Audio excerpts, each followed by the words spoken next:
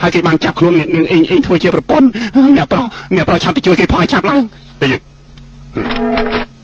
ចាប់ប្រគល់អ៊ីងយកមកយើងភ្លាមបើមិនចឹងទេយើងដុតកំតិចប្រៅយើងចោលខាងក្រៅមានសម្លេងលោឡាមានអីកើតឡើងចេះអ្នកស្រីចាំខ្ញុំទៅមើលល្អប្រយ័ត្នប្រយែងណាអ្នកស្រី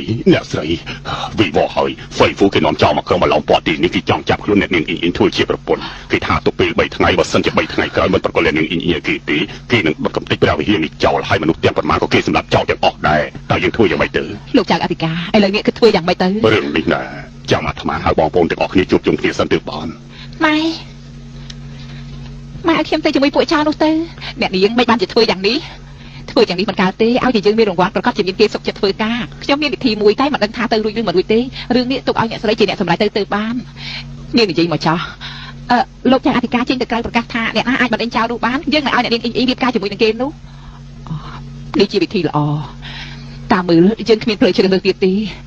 លោកចៅអធិការសូមមេត្តាធ្វើតាមនឹងចោះដល់ពេលនេះយើងមានតែវិធីមួយនេះទេសម្រាប់ថាអញ្ចឹងទៅចុះណា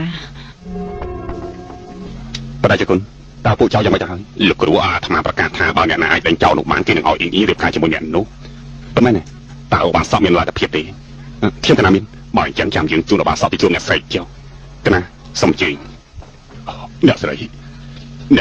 អ្នកប្រុសចាំគេមានវិធីអាចដេញពួកចោលនោះបានហើយប្រងធ្វើយ៉ាងម៉េចទៅបើសិនជាអ្នកស្រីគ្រប់ពាក្យសន្យាខ្ញុំមានវិធីមួយពិតជាអញ្ចឹងហ៎ខ្ញុំបាននិយាយប្រាប់លោកចៅអធិការរួចហើយបើសិនជាអ្នកណាបណ្ដេញចោលនោះបានខ្ញុំនឹងឲ្យកូនខ្ញុំរៀបការជាមួយនឹងអ្នកនោះភ្លាមនេះគឺជាការពិតរឿងអញ្ចឹងមិនមែនជារឿងលេងសើចនោះទេមិនក៏និយាយអញ្ចឹងអាថ្មធ្វើស័ក្តិសិទ្ធិបាទអ្នកស្រីកុំបារម្ភអីចាំទទួលដំណឹងល្អពីខ្ញុំចុះលោកចៅអធិការនិមន្តមកតាមខ្ញុំកណាំ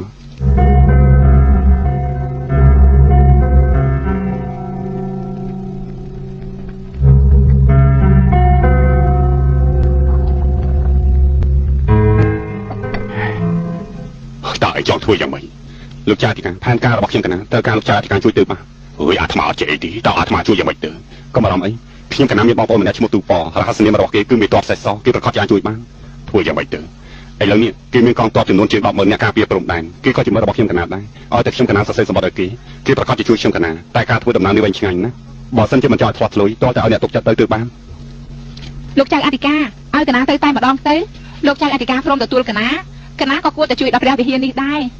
មិនកើតទេឯងគ្រាន់តែជាកូនក្មេងតែប៉ុណ្ណោះឯងធ្វើយ៉ាងនេះវាមានគ្រោះថ្នាក់ច្រើនណាស់មុននឹងកណាមកដល់ទីនេះកណាធ្លាប់ឆ្លងកាត់ព្រំដែនហើយកណាស្គាល់ភូមិសាស្ត្រច្បាស់ណាស់កណាដឹងថាមានច្រកតូចមួយអាចគេចផុតពីពួកចៅមិនមានបញ្ហាអីទេ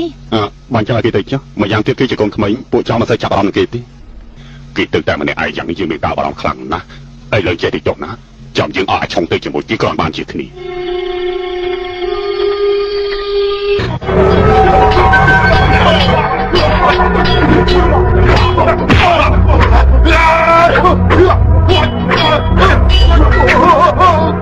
អ្នកស្រីអ្នកប្រុសមកដល់ហើយអ្នកស្រីជើងអង្គុយចុះទៅអរគុណអ្នកស្រី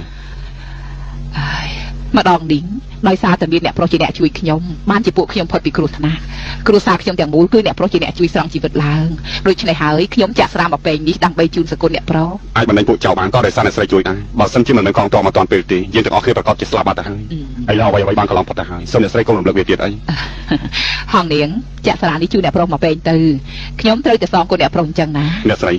ខ្ញុំសូមអរគុណអ្នកស្រីហើយតែអ្នកស្រីបាននិយាយថាបណ្ដេញចៅបានអ្នកស្រីឲ្យអ៊ីងរៀបការជាមួយខ្ញុំតើពិតមែនទេអ្នកអ្វីត្បិតអ្នកប្រុសមានគុណលើខ្ញុំប៉ុន្តែស្ដាយណាស់ការដែលលោកម្ចាស់នៅរួមបានឲ្យអ៊ីងនេះភ្ជាប់ពាក្យជាមួយនឹងកូនប្រុសលោកម្ចាស់ជាងឈ្មោះជាងវាងមួយទៅហើយ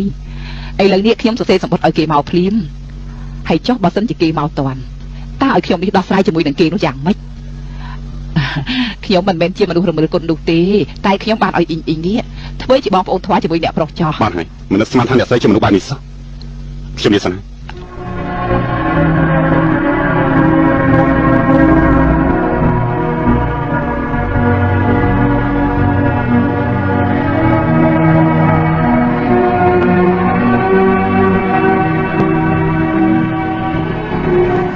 អ្នកប្រុសចាងមិនក៏មិននិយាយជាមួយអ្នកស្រីឲ្យបានច្បាស់ទៅគ្មានអ្វីដែលគួរនិយាយទៀតទេខ្ញុំភ្លេចបាយភ្លេចទឹកព្រោះតែនាងស្ទើរតែមិនចង់រស់ទៅហើយគឺខ្ញុំធ្វើតាមនាងនិយាយខ្ញុំទៅនៅពីក្រោយនាងហើយខ្ញុំអត់មានដែលលួចលាក់ឆ ប់សិនខ្ញុំដូចជាមិនយល់ទេឥឡូវនេះទុកថាខ្ញុំជាអ្នកសាឡបងម្ដងទៀតទៅមើល បានណែនាងនៅសៀមទៅខ្ញុំនៅពីក្រោយនាងនាងនៅសៀមទៅគឺខ្ញុំនៅពីក្រោយនាងទៅបានណែឥឡូវនាងនៅសៀមណា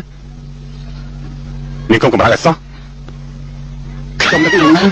អូយមិនបានជាអញ្ចឹង ការពិតគឺអញ្ចឹងនេះគឺមកពីអ្នកប្រុសអត់ចេះសភាពរៀបសារហ្នឹងណា ខ្ញុំសភាពណាស់អញតើ សភាពស្អីអ្នកប្រុសធ្វើយ៉ាងនេះអ្នកណាក៏ភ័យស្លាប់ដែរ បើអញ្ចឹងគិតយ៉ាងម៉េចទៅ ខ្ញុំក៏មិនដឹងដែរឥឡូវខ្ញុំប្រកួតសម្បត្តិនេះទៅឲ្យអ្នកប្រុសពិចារណាខ្លួន ហងនាងសូមនាងមេត្តាជួយបញ្យល់ខ្ញុំផងទៅ ស្លាប់ហើយឲ្យខ្ញុំបញ្យល់អ្នកប្រុសយ៉ាងម៉េច ហងនាងជួយខ្ញុំផងទៅខ្ញុំសុំបងណាហងនាង បានហើយឥឡូវគិតយ៉ាងម៉េចទៅ ណាស់ហើយបានធ្វើតាមខ្ញុំនិយាយណា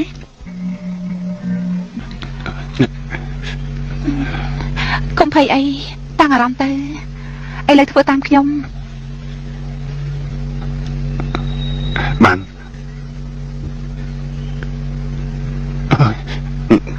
ខ្ញុំមិនអាចធ្វើអញ្ចឹងបានទេ បានមិនធ្វើតាមខ្ញុំធ្វើមិនទៅជួបអ្នកនាងបាន តែខ្ញុំមិនអាចធ្វើខ្វះការគួរសមបានទេ ល្ងងណាស់ទុកថាខ្ញុំជាអ្នកនាងឥឡូវនេះបាត់ភ្នែកទៅកុំភ្លេចអ្វីដែលខ្ញុំប្រាប់អ្នកប្រុសណា ខ្ញុំមិនភ្លេចទេខ្ញុំអរគុណហើយ